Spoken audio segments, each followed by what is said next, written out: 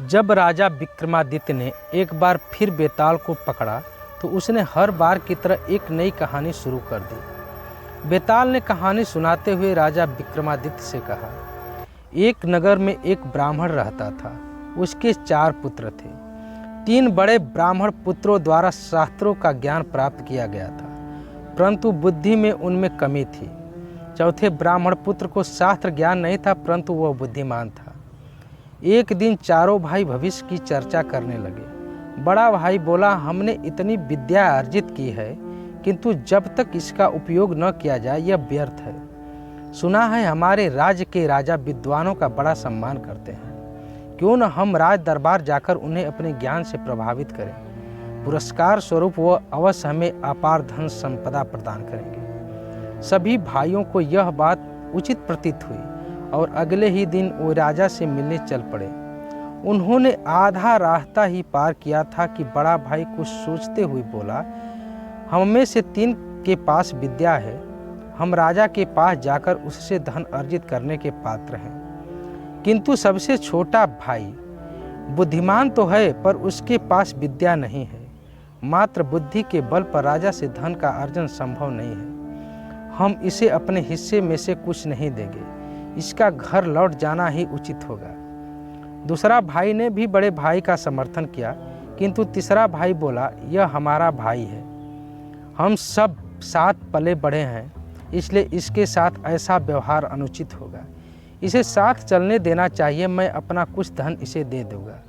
अंत में सभी सहमत हो गए और आगे की यात्रा प्रारंभ की। मार्ग में एक घना जंगल पड़ा।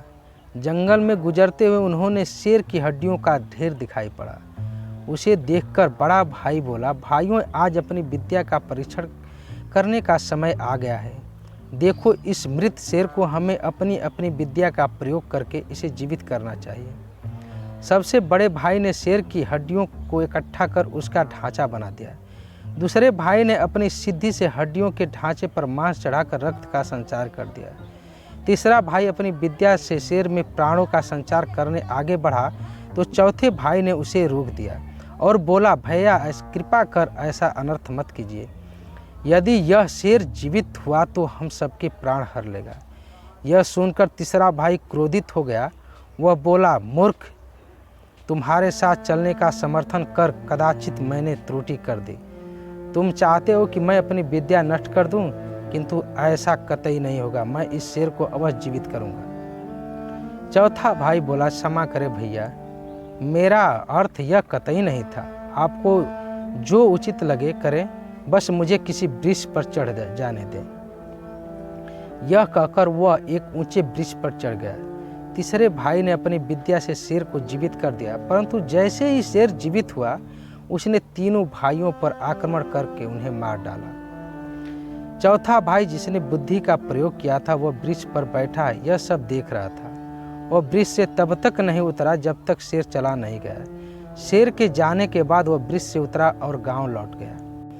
इतना कहते हुए बेताल बोला, बता विक्रम, बता, इन चारों पढ़े लिखे मूर्खों में सबसे बड़ा मूर्ख कौन था? विक्रम ने जवाब देते हुए कहा, इन 4 मूर्खों में सबसे बड़ा मूर्ख तीसरा भाई था, जिसने शेर में जान फूंके। विक्रम का जवाब सुनकर बेताल बोला, विक्रम, तूने बिल्कुल ठीक जवाब दिया, लेकिन तूने मेरी शर्त तोड़ दी। मैंने कहा था कि अगर तू बोला तो मैं वापस पेड़ पर चला जाऊंगा, इसलिए तू बोला और मैं चला। इतना कहकर बेताल एक बार फिर वहीं पेड़ पर जाकर लटक जाता है। कहानी से सीख, बुद्धि सदैव विद्या से श्रेष्ठ होती है। शास्त्रों में निपुण होने पर भी लोक व्यवहार न जानने वाला व्यक्ति हमेशा उपहास का पात्र बनता है या समस्या को आमंत्रित करता है। साथियों, अगर हमारी कहानी आप सबको अच्छी लगी हो तो हमारे चैनल PK चौहान @247 को सब्सक्राइब करें तथा वीडियो को लाइक और शेयर करना न भूलें। धन्यवाद।